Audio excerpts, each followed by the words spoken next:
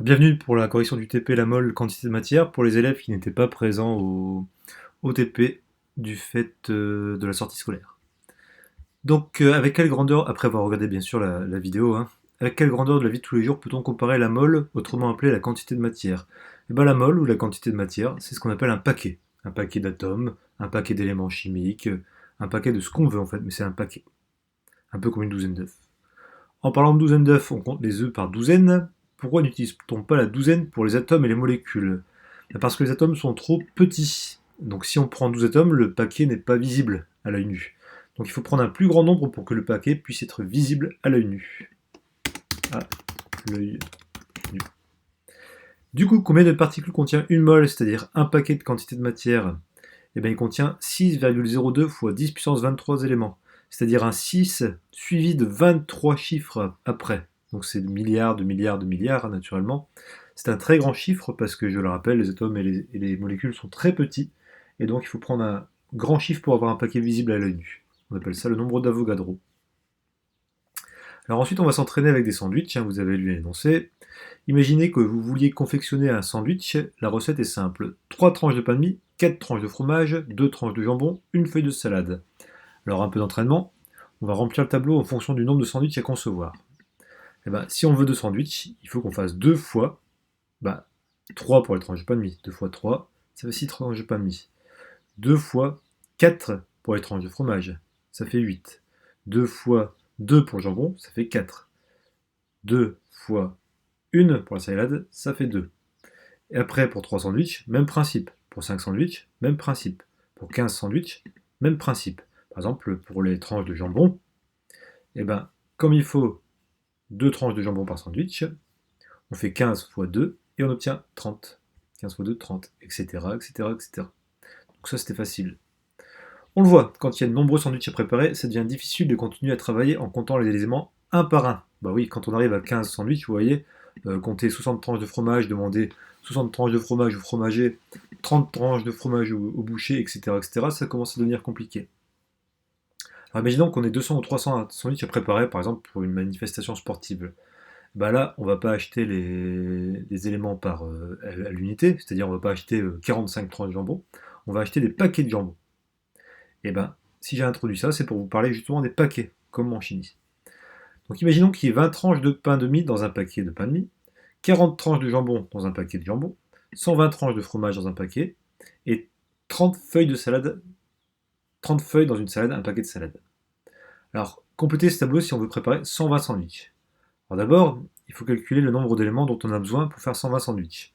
Donc on fait 120 fois, par exemple pour le fromage. Pour un sandwich, il faut 4 tranches de fromage. Donc on fait 120 fois 4, 480. Pour un sandwich, il nous faut 2 tranches de jambon. Donc on fait 120 fois 2, 240.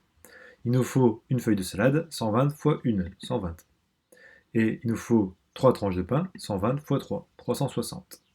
Et du coup, on va compter le nombre de paquets. Alors vous voyez, si j'ai introduit ça, c'est que le nombre de paquets en chimie, ça s'appelle la mole. Donc là, on continue de travailler sur les sandwichs. Alors comment on fait? On prend le nombre d'éléments qu'on a, et on divise par le nombre d'éléments qu'il y a dans un paquet. Par exemple, pour le fromage, on a besoin de 480 tranches de fromage. Or, il y a 120 tranches de fromage par paquet. Donc on fait 480 divisé par 120, et on obtient 4 paquets. Donc dans 4 paquets, on peut faire 120 sandwichs, en ayant juste le fromage, naturellement. Pour le jambon, il nous faut 240 tranches. Il y a 40 tranches dans un paquet. Bon, on fait 240 divisé par 40 et on obtient 6 paquets de jambon. Salade, il nous faut 120 feuilles. Il y a 30 feuilles dans une salade. 120 divisé par 30, il nous faut 4 salades. Le pain, il nous faut 360 tartines. Il y a 20 tranches de pain de mie dans un paquet, donc 360 divisé par 20, ça fait 18 paquets. Donc là, maintenant, déjà, vous savez préparer des sandwichs pour une manifestation sportive, ça peut vous servir dans la vie de tous les jours. Le rapport avec la chimie. En chimie, il existe des formules qui nous renseignent sur la composition des molécules. Alors, la composition des molécules, par exemple, CO2, c'est comme pour les sandwichs. CO2, vous voyez, il faut un atome de carbone et deux atomes d'oxygène. Mais comme le nombre de molécules est important, on va compter aussi par paquet. Et ce qui est bien, c'est que pour les atomes et les molécules, le nombre d'éléments contenus dans un paquet, c'est la constante d'Avogadro, est toujours le même. Il vaut 6,02, on arrondit, fois 10 puissance 23. Je vais mettre un petit fois ici. Voilà. Donc c'est toujours le même nombre de tranches, si vous voulez, dans le paquet, quel que soit l'élément chimique. Pratique. Donc là, complétez le petit tableau suivant. Bah là, on a 12,04 fois 10 puissance 23 éléments. Ça fait combien de paquets, ça? Et ben, il suffit de prendre ce chiffre-là, exactement comme on l'avait fait là, et diviser par le nombre d'éléments dans un seul paquet. Et ben, ce nombre, c'est celui-ci. Donc on divise par ça. Donc on fait 12,0044 divisé par 602 fois 10 puissance 23, et on trouve 2 paquets, 2 moles. Si je veux savoir le nombre de paquets dans 3,011 fois 10 puissance 23, ben je divise ça par ça. Et j'obtiens 0,5 mol, une demi-molle. J'ai fait la blague, plus la peine de la faire. Et là, 602,21 fois 10 puissance 15, ben on prend ce chiffre et on le divise par là. Et là, on trouve 1 fois 10 puissance moins 6. Donc là, vous voyez qu'on peut avoir des millièmes de paquets en chimie. On peut avoir des millionièmes de paquets, des tout petits bouts de paquets. Mais ça reste quand même des parties de paquets. Et là, c'était pour avoir la formule globale. Ben, on prend le nombre d'éléments divisé par le nombre de paquets. Par la quantité dans un paquet. Alors, par contre, ça, finalement, on va pas s'en servir trop souvent de ce chiffre-là, parce qu'une fois qu'on le connaît, on est content, on sait la valeur d'un paquet. Mais en chimie, chaque élément chimique n'a pas la même masse.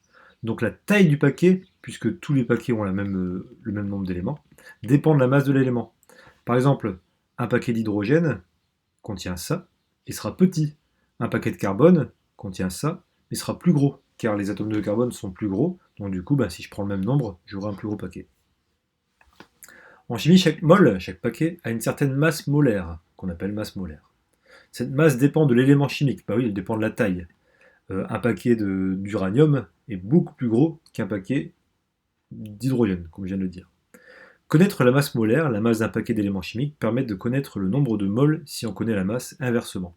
En gros, ce tableau-là, et on va y revenir, on est revenu dans le cours déjà, permet de jongler entre le nombre de paquets, la mole, et la masse d'un échantillon.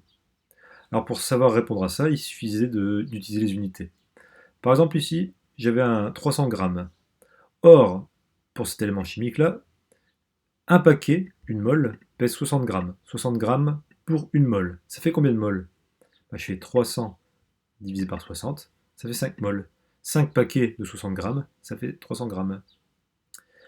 Ici, on vous donnait ça, et on vous donnait ça, il fallait trouver la masse. J'ai 6 paquets et demi. Or, un paquet fait 20 grammes par mol, 20 grammes par paquet. 6,5 fois 20, ça fait qu'on a un échantillon de 130 grammes. Là, ici, il fallait trouver ça. J'ai 120 grammes. Or, j'ai 20 paquets. Si je fais 120 divisé par le nombre de paquets, j'ai la masse d'un paquet. 120 divisé par 20, ça fait 6 grammes par mol. Et globalement, la masse molaire, le nombre de paquets, la quantité de matière ou la mole, c'est la quantité de matière égale la masse divisé par la masse d'un paquet, qu'on appelle aussi la masse molaire. J'avais pas demandé aux élèves en distanciel de faire les expériences, parce que vous ne pouvez pas faire les expériences chez vous. Voilà, si vous avez d'autres questions, vous me contactez sur le NT, ou sur Classroom, où vous voulez.